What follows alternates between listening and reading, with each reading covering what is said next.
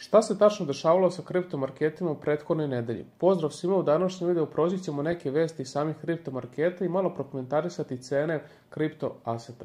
Što se tiče Bitcoina, vidimo da Bitcoin je došao do $107.000.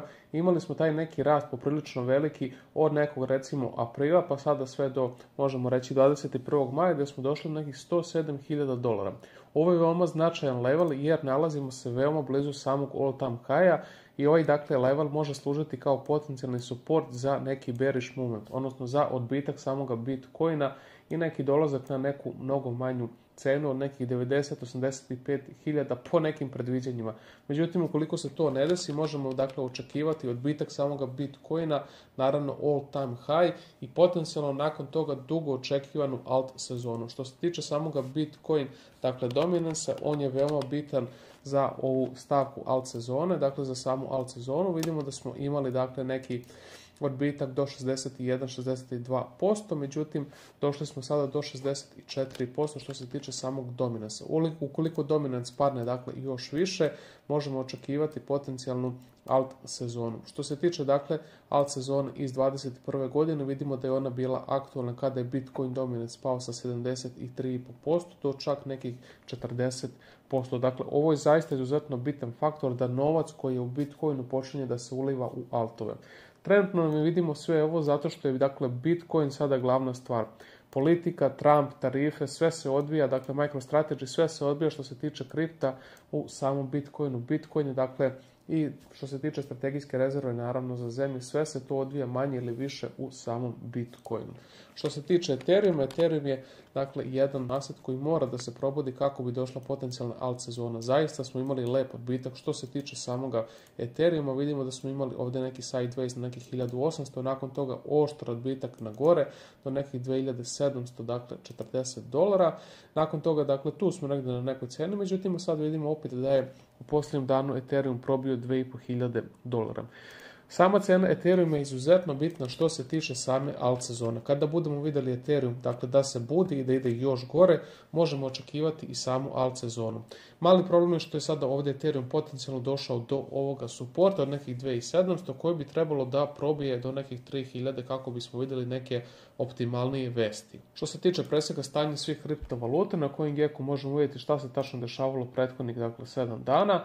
Imamo neki rast tokena, AVE vidimo da je otišao 11%, Trump, Trumpov coin 7%. Što se tiče cena samih coina, nismo imali neki veliki rast, međutim imali smo da u posljednjih dan ili dva malo počinju i altovi da se bude. Što se tiče naravno Bitcoina, stabilan sa rastom, u 2% u prethodnih 24 sata, probili smo 107.000, deli nas još nekih, pa možemo reći 1500-2 dolara od samog all time high. Ostaje nam da vidimo u narednih dan, 2 ili 3 kako će se sve ovo odviti.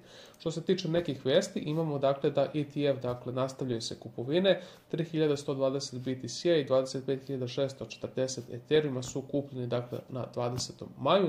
Naravno, dobre vesti kad god se kupuje, dobro je. Što se tiče Južne Koreje, imamo vesti da će Južna Koreja staviti veći, odnosno jači KYC, što se tiče same zaštite u kriptoasetima, s obzirom da oni planiraju da podignu ban što se tiče institucija, da institucije mogu da kupuju kriptovalute sljedećeg mjeseca. Ostaje nam da vidimo kako će se ovo odraziti na same cene, s obzirom da je Južna Koreja, možemo reći, jedna veća zemlja što se tiče samih kriptovaluta. Kod njih su kriptovalute poprilično popularne. Ovdje imamo vest, šta bi se tačno desilo da Nemačka prošlog leta nije prodala svoj Bitcoin za 57.900 dolara. Da to nisu uradili prošle godine, sada bi bili 2,3 milijarde u profitu. Zaista ono što je Nemačka uradila je dovelo cenu Bitcoina tog prošlog leta poprilično nisko, međutim oni su dumpovali.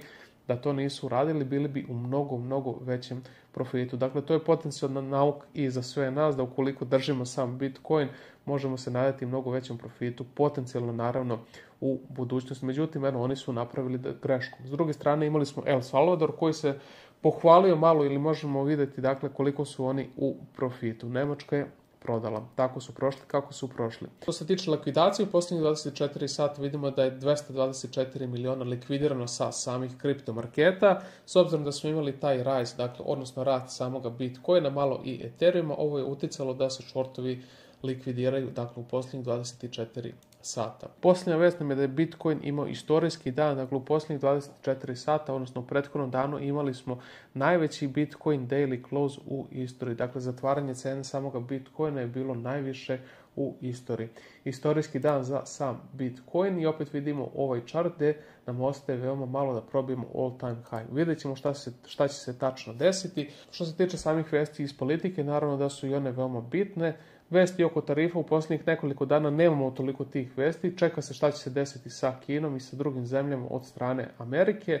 Što se tiče Ukrajine, dakle i Rusije, čeka se opet taj dogovor. Ukoliko se potencijalno desi dogovor, dakle, oko Rusije i same Ukrajine, također dogovor oko samih tarifa, opet možemo očekivati neke bullish vesti. Ostaje nam da vidimo kako će se sve ovo izdešavati. Dakle, narednih nedelju ili dve potencijalno možemo očekivati veće vesti što se tiče samih tarifa, kako i najavljeno, a što se tiče, dakle, ratova Ukrajina, Rusija, Izrael i Palestina, ostaje nam da vidimo kako će se sve to odviti. Ovo je bio jedan preset marketa. Ukoliko imate nekih pitanja, napišite dole u komentaru vaša pitanja, potrudit ćemo se da odgovorimo u najbržem mogućem roku.